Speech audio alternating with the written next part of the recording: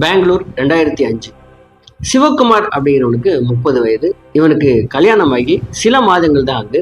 அவங்க மனைவி கர்ப்பமா இருக்காங்க. இவங்க மனைவி கர்ப்பமா ஆனது தெரிஞ்ச உடனேயே இவனை கிட்ட சேர்க்கறதுல இவனுக்கு பாலியல் ஆசைகள் ரொம்ப ரொம்ப அதிகம்.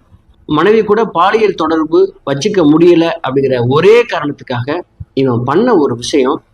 அதுக்கப்புறம் இந்தியா முழுவதும் சாஃப்ட்வேர் கம்பெனி, கால் சென்டர்ஸ் எல்லாம் நம்ம எப்படி இதை ரன் பண்றது, புதுசா நம்ம ரூல்ஸ் எல்லாம் மேக் பண்ணணும் அப்படின்னு சொல்லிட்டு சுப்ரீம் கோர்ட்டே ஆர்டர் போடுற அளவுக்கு ஃபாஸ்காம் அசோசியேஷனே உட்காந்து பேசி மிகப்பெரிய ரூல்ஸ் சேஞ்சஸ்லாம் பண்ணாங்க.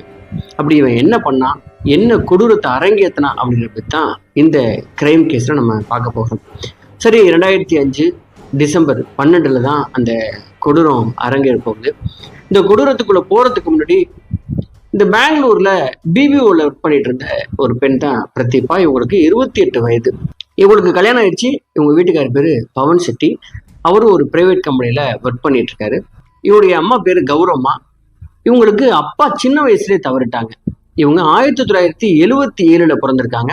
இவங்க பிறந்து வெறும் 15 நாளா இருக்கும்போது இவங்க அப்பா என்ன பண்றாருன்னா ஒரு ஸ்டவ் வெடிச்சதுல இறந்து போயிடுறாரு வீட்டுல.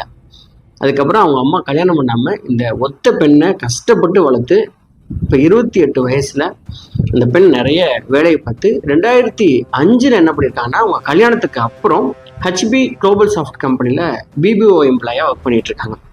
ரொம்ப நல்லா போயிட்டு இருந்திருக்கு. ரொம்ப அழகான சின்ன குடும்பம். உங்க அம்மா, இவங்க வீட்டுக்காரர், இவங்க 3 பேரும் ஒன்னாதான் இருந்திருக்காங்க. நல்லாவே போயிட்டு இருந்திருக்குது. அப்படி போயிட்டு இருக்கும்போது ஒரு நாள், அதாவது டிசம்பர் 12 இரவு நைட் ஷிஃப்ட்டுக்காக இவங்க கிளம்பியிருக்காங்க. ரெகுலரா இவங்களை பிக்கப் பண்றதுக்கு வர்ற டிரைவர் ஜெகதீஷ் அவர் பேரு. அன்னைக்கு அவர் வரல. அவருக்கு பதிலாக வேற ஒரு டிரைவர் இவங்களை பிக்கப் பண்ணிட்டு போறாங்க. இவங்க கம்பெனிக்கு போயிட்டு நைட்டு ஷிஃப்ட் முடிச்சுட்டு காலையில 8 மணிக்கெல்லாம் வீடு திரும்பணும். அப்படி வர வேண்டிய அந்த நேரத்தை தாண்டியும் இவங்க வீட்டுக்கு வரல அப்படின்னா பயந்து போன உங்களுடைய கணவர் பவன் செட்டி இப்போ கம்பெனிக்கு ஃபோன் பண்ணி கேட்கிறாரு, என்னுடைய மனைவி பிரதீபா என்ன காணா, எங்க அப்படின்னு. கம்பெனியிலிருந்து சொன்ன தகவல் அவருக்கு மிகப்பெரிய அதிர்ச்சியை தருது. என்னன்னா, உங்க மனைவி வேலைக்கே வரல, அவங்க லீவு போட்டுட்டாங்க, என்ன காரணம் அப்படின்னு திருப்பி வீட்டுக்கார்ட்டே அவங்க கேள்வி கேட்கிறாங்க. இந்த மாதிரி ஒரு நாள் கூட நடந்தது இல்லை. லீவு போடுறதா இருந்தா வீட்டுக்கார்ட்ட சொல்லிட்டு தான் அவங்க லீவு போடுவாங்க. லீவு போடுறதுக்கான தேவையும் அவங்களுக்கு இல்லை. முதல் நாள் நைட்டு வீட்டுக்கார்ட்ட சொல்லிட்டு அம்மாட்ட சொல்லிட்டு தான் அவங்க கிளம்புறாங்க. அப்படி இருக்கும்போது கம்பெனிக்கு லீவு போட்டு ஒய்ஃப் எங்க போயிருப்பா அப்படின்னு மிகப்பெரிய சந்தேகம், பயம், பதட்டத்துல இவ எங்க போயிருப்பாங்க அப்படின்னு சொல்லிட்டு இவங்களுடைய ஃப்ரெண்ட்ஸு, ரிலேட்டிவ் வீடுகளுக்குலாம் ஃபோன் பண்ணி என்கொயரி பண்ண ஆரம்பிக்கிறாங்க. ஒருத்தர் கூட தெரியல